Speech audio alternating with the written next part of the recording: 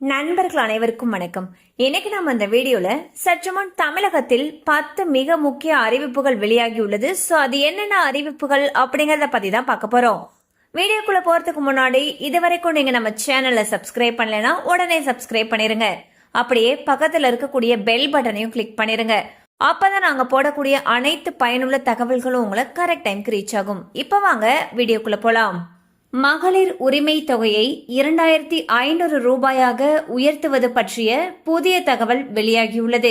இதற்கான நிதி ஆதாரங்களையும் ஆராயுமாறு முதலமைச்சர் திரு விஜய் அவர்கள் அதிகாரிகளுக்கு உத்தரவிட்டிருப்பதால் வரும் பட்ஜெட்டிலேயே அறிவிப்பு வெளியாகும் என்று எதிர்பார்க்கப்படுகிறது.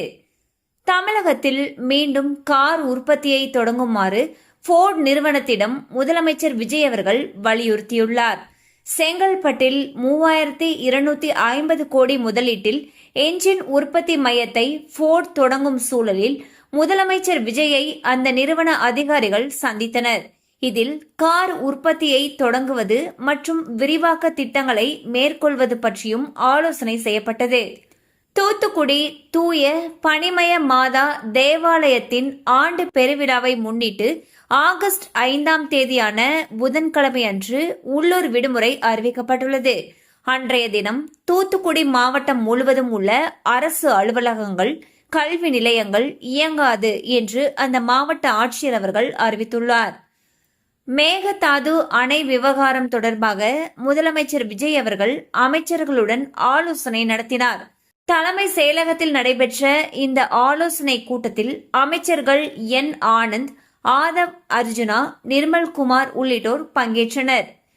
இந்தியாவுடைய 16வது மக்கள் தொகை கணக்கெடுப்பில் பொதுமக்கள் தாங்களாகவே இணைய வழியில் விவரங்களை பதிவு செய்யும் சுய கணக்கெடுப்பு வசதி அறிமுகப்படுத்தப்பட்டுள்ளது. சங்கரன் கோவில் ஆடி தபசு விழாவை முன்னிட்டு ஜூலை 28ஆம் தேதி செவ்வாய்க்கிழமை தென்காசி மாவட்டத்திற்கு உள்ளூர் விடுமுறை அறிவிக்கப்பட்டுள்ளது. தாவேகா அமைச்சர்கள், எம்எல்ஏக்கள் மற்றும் நிர்வாகிகள் என யாராக இருந்தாலும் மக்கள் பணத்தில் கை வைத்தால் அந்த பதவியிலிருந்து உடனடியாக நீக்கப்படுவார்கள் என்று அமைச்சர் என் ஆனந்த் அவர்கள் தெரிவித்துள்ளார். திருவள்ளூர் மாவட்டத்திற்கு ஆகஸ்ட் 6ஆம் தேதி வியாழக்கிழமையன்று உள்ளூர் விடுமுறை அறிவித்து அந்த மாவட்ட ஆட்சியர் அவர்கள் அறிவித்துள்ளார். திருத்தணி முருகன் கோயிலில் ஆடி கிருத்திகை தெப்பத் திருவிழாவை ஒட்டி இந்த விடுமுறை அறிவிக்கப்பட்டுள்ளது.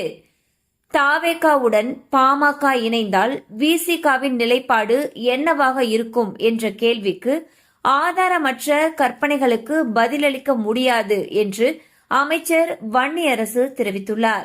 காரி பருவ பயிர்களை பிரதம மந்திரி பயிர் காப்பீடு திட்டத்தில் பதிவு செய்யுமாறு விவசாயிகளை மத்திய அரசு அறிவுறுத்தியுள்ளது.